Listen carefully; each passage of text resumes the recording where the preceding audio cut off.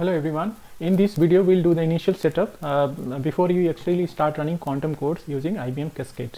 So if you have seen my previous video, I have already given demonstration on how to set up Qiskit and Jupyter notebook that is used for writing quantum codes locally under Windows 10 environments.